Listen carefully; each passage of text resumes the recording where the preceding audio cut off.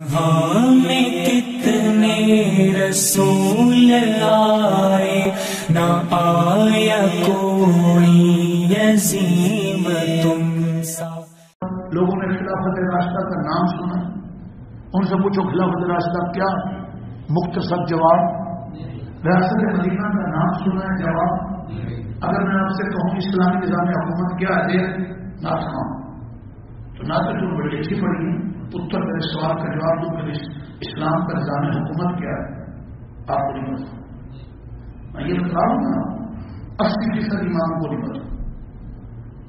مجھے پریشان نہ کروں جی، اکثر پروفیسروں کو نہیں پتا، اور بڑے بڑے افسروں کو ملک کا سارا بجٹ نوچنے والوں کو نہیں پتا. ان کو خبر ہی نہیں لگتی اس کی. تو جو ہے ہاں، بس ایک شعر پڑھتے جی رہے ہو جن کے سہارے، مرتے ہو جائیں گے سب ایک کنارے. یہ وساخیاں لی ہوئی ہیں، کوئی پارٹیوں کے سارے جی رہا ہے، کوئی کافروں کے سارے جی رہا ہے، کوئی IMF کے، کوئی ورلڈ بینک کے، اور کوئی مالیاتی اداروں کے، سمجھ رہے ہو، کوئی آگے پیچھے، اور مرتے کوئی قبر نہیں رہنا، سب ادھر ادھر ہو جائیں گے. ٹھیک ہے جی، یہ اور جن کے سہارے مرتے ہو جائیں گے سب ایک کنارے. مرے اور قبر حد نگاہ تک وسیع ہوتا ہے، فرشتہ استعمال کریں. وہ تو اسلامی زندگی سے ہوگا، وہ تو اسلامی نظام حکومت سے ہوگا. اس کو ہمارے نہیں دیتے. چاروں دیر کا درس سے اسلام کو نکالتے ہیں، اور ہندوؤں کا، انگریزوں کا، کافروں کا، آدی اور جانوروں کا جو کلچر ہے وہ ہم گھر فیشن کے نام سے، روشن خیالی کے نام سے، اور ماڈرن ہونے کے نام سے، جنت پسندی کے نام سے اس کو ہم گھر میں لا رہے ہیں. اور جو ہے عورتیں مردوں سے آگے، مرد عورتوں سے، اور پڑھے لکھے چہروں سے آگے. بھائی توجہ، آج کا مسئلہ کی غلامی نہیں بولا. نمبر 1 نفس کے غلام. آپ نے غور کرنا کہ ہم تو غلام نہیں، ہمارے بچے تو غلام نہیں، ہماری پارٹیاں تو انچارجوں کے غلام نہیں، ہمارے حکمران تو غلام نہیں. اگر آپ کو غلام نہ نظر آئے اپنے آپ اور آپ کے حکمران، تو فرشتے استعمال کریں. میں دونوں ہاتھوں سے کہہ رہا ہوں سلام. اور اگر غلام ہو تو غلاموں کو سلام کرنا ہماری فطرت میں نہیں. ہم تو غلامی کی زندگی توڑنا چاہتے ہیں. ہم تو سب رسول اللہ کا غلام بن کر جینا اور مرنا چاہتے ہیں. غلامی کسی اور کی نہیں کریں، برابر جینا چاہتے ہیں. ٹھیک ہے، ہم بالکل دنیا کے دشمن بھی نہیں. یاد رکھیے، ہم تو کافروں کے دشمن ہیں. پیچھے دست ہم تو کافروں کو بھی کہہ رہے ہیں کہ آپ تمہاری آنکھ میں بن جائے، آ جاؤ.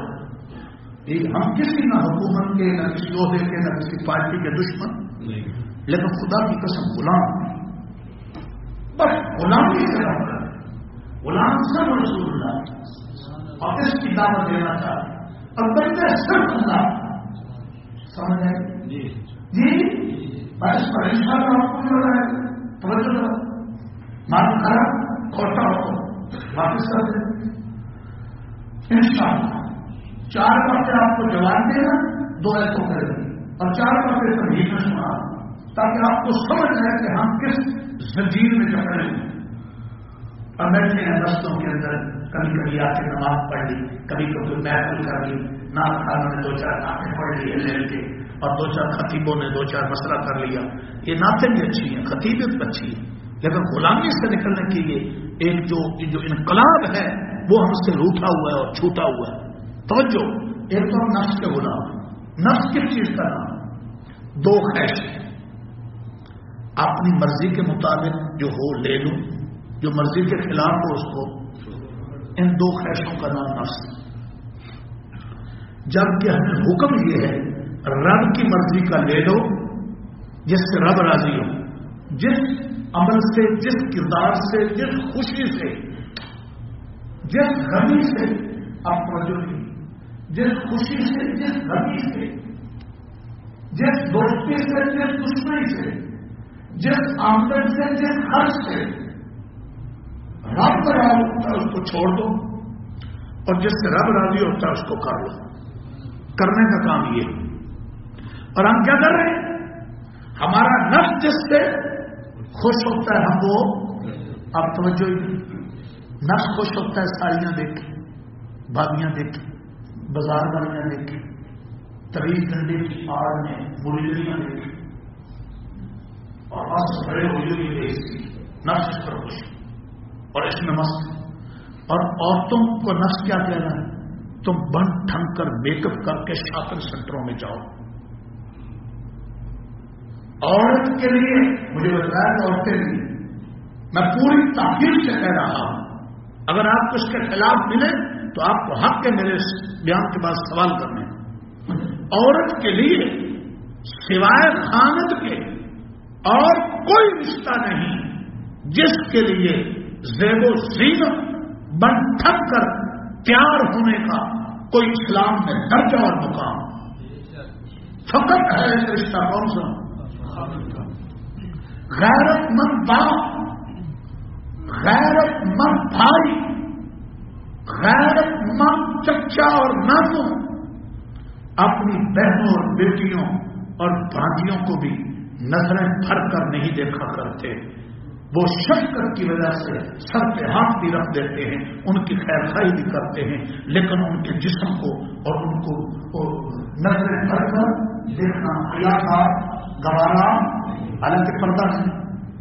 اور عورت کے لیے اپنے باپ کو، لڑکی کے لیے بھائی کو اور چچے اور ماموں کو دکھانے کے لیے زیب و زینت آپ ڈھونڈیے سیرت سے، آپ ڈھونڈیے خلافت راستہ سے، آپ ڈھونڈیے قرآن سے جس ایت کا ترجمہ مل جائے کہ عورت کے لیے ان کے لیے بناؤ سنگار اور بن ٹھن کر رہنے کا کوئی فضیلت.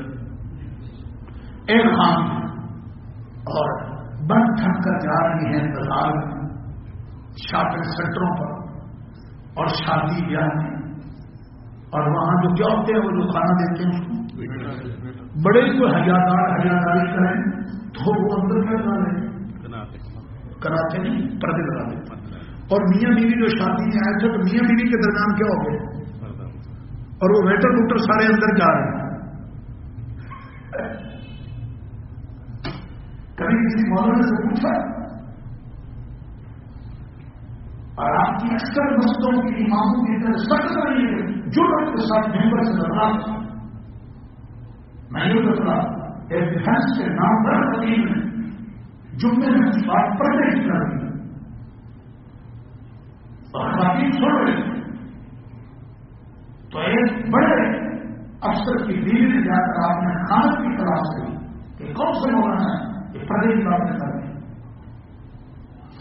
اب اس افسر نے آ کر مولانا کی تلاش کی اور مولانا کو اپنے جمعے میں مارکتی بیان دینا پڑا. جی ہم دلی میں یہ کر رہے ہیں غلامی سونے 60 ایتوں اور 70 حدیثوں میں پردے کا حکم ہے. کتنی ایتوں میں؟ عورت کا سب سے محافظ پردہ ہے، عورت گھر کی ملکہ ہے، عورت بازار کی لونڈی نہیں جو گھومتی پھرے اور ساری ناپاک نظریں اس پر پڑتی رہیں. بیٹا ہے عورت فضا کی تتلی نہیں جو اٹھتی پھرے، یہ گھر کی ملکہ ہے. حکم ہے قرآن بھی پڑھے.